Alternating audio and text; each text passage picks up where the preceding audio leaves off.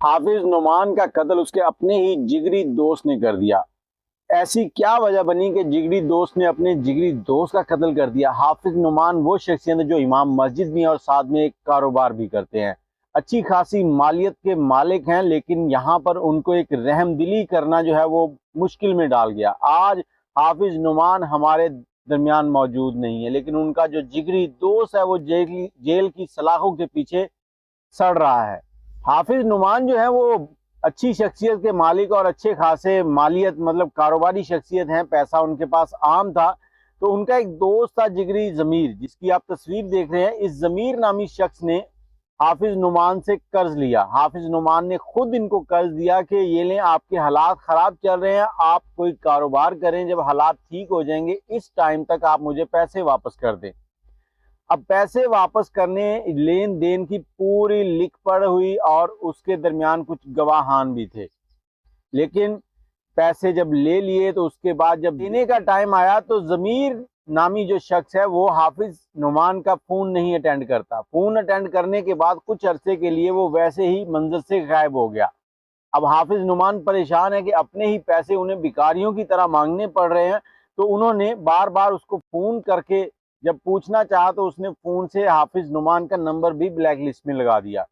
اب حافظ نعمان پریشان ہے کہ ٹائم بھی پورا ہو چکا ہے، ان کی بھی کچھ ضروریات ہیں، لیکن یہاں پر ضمیر جو ہے وہ ان کو چکر دے رہا ہے۔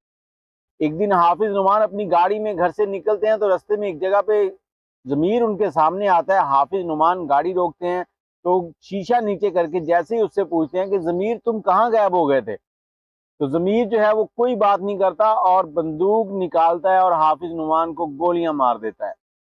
اب حافظ نعمان کو گولیاں مار دیں، وہ مر گئے اور ان کے جنازے میں بھی شریک ہوا۔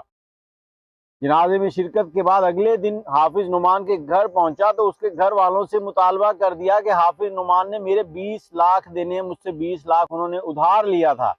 اب پولیس تفتیش کر رہی تھی حافظ نعمان کو قتل کس نے کیا، اور ضمیر جو تھا وہ بے ضمیری کی دھن میں ان کے گھر پیسے مانگنے پہنچ گیا تھا۔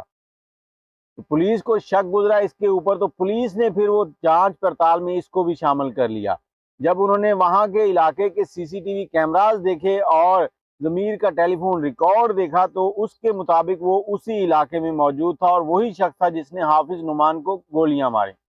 تو پھر پولیس نے بڑی چالاکی کے ساتھ ضمیر کو گرفتار کیا اور اس وقت وہ جیل کی سلاخوں کے پیچھے بند ہے۔ حافظ نعمان کے 4 بچے ہیں اور ان 4 بچوں کو کون انصاف دلائے گا؟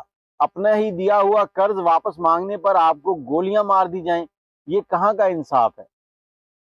اگر ضمیر کے پاس پیسے نہیں تھے تو اس کو کہتا بھائی میرے پاس پیسے نہیں ہیں، جب ہوں گے تو دے دوں گا، لیکن ایسے گولیاں مارنے کا تو کوئی تک نہیں بنتا۔